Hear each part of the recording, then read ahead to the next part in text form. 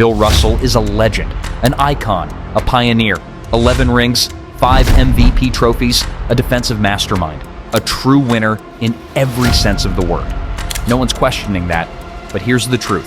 Two things can be true at once.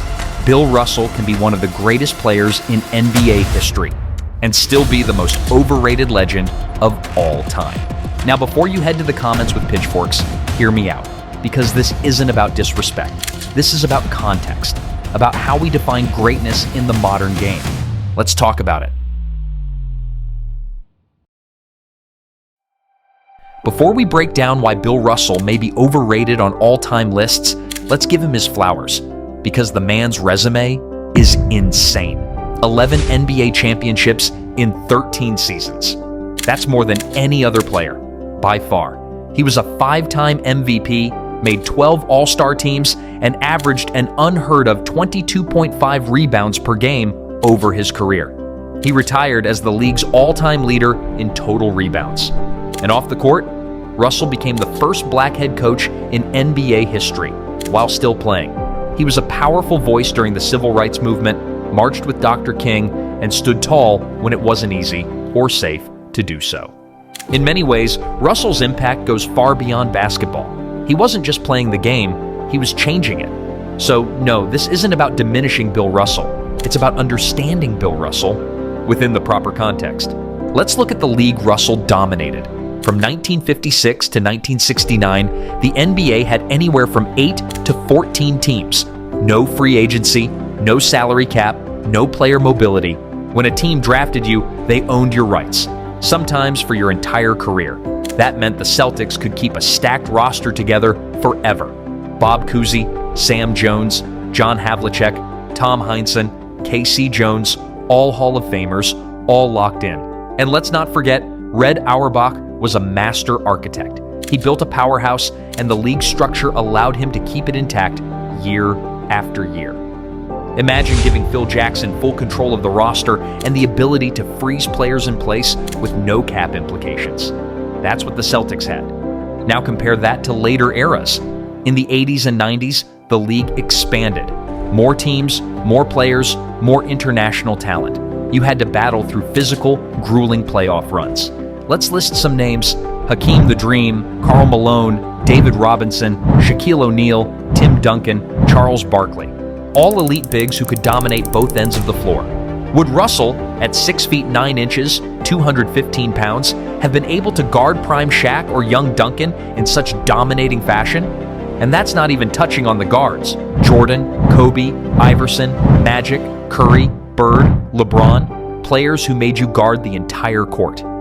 In Russell's day, there was no three-point line. The game was played almost entirely below the free throw line.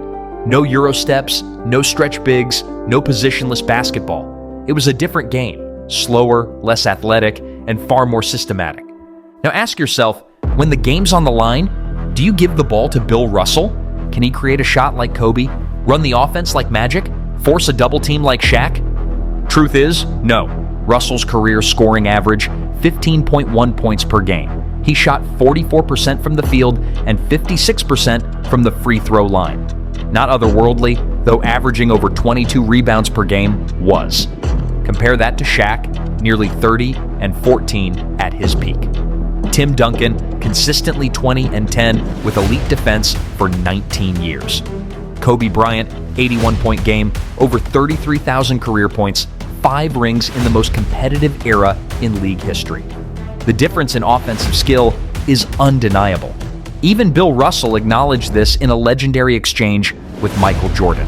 When MJ said the Bulls were coming for the Celtics championship record, Russell replied, "You did a great job, but if there were only 12 teams in the league, Paxson wouldn't have even been in the league to make that shot."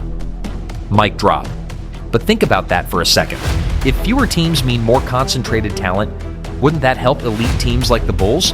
If Paxson's not there, maybe he's replaced by Reggie Miller, or Ray Allen, or Mitch Richmond, guys who actually elevate the offense. So, in a way, Russell's own point backs up the criticism. His Celtics were stacked and protected by a league structure that helped them dominate year after year. Let's make this clear again. Bill Russell is an all-time great. Top 10? Sure. Top 5? That's where it gets tricky. Is he really above Kobe Bryant, Tim Duncan, Magic Johnson, Larry Bird, Shaquille O'Neal, Steph Curry? All of these players thrived in more competitive eras with faster pace, tougher rules, and more scrutiny. They were also more complete players, especially offensively. So when we talk about overrated, we don't mean bad, we mean ranked too high based on outdated criteria, mostly rings, and rings are a team stat. Greatness isn't just about winning, it's about how you won. Did you dominate your era? Sure, but how would your game translate across multiple eras? Could Bill Russell guard Giannis? Could he space the floor like Jokic? Could he anchor an offense like Embiid? We'll never know. But we can ask the question because greatness evolves, and how we evaluate it should too. So yes, Bill Russell is an icon, a pioneer, a champion, but also, yes, he's probably the most overrated all-time great in NBA history. Not because he wasn't great, but because too many people still rank him ahead of players who were just greater. Two things can be true. We can respect the legacy and still challenge the narrative. But now it's your turn. Is Bill Russell really a top 5 player of all time? Or is it time to rethink how we define greatness? Drop your rankings in the comments. Let's debate respectfully.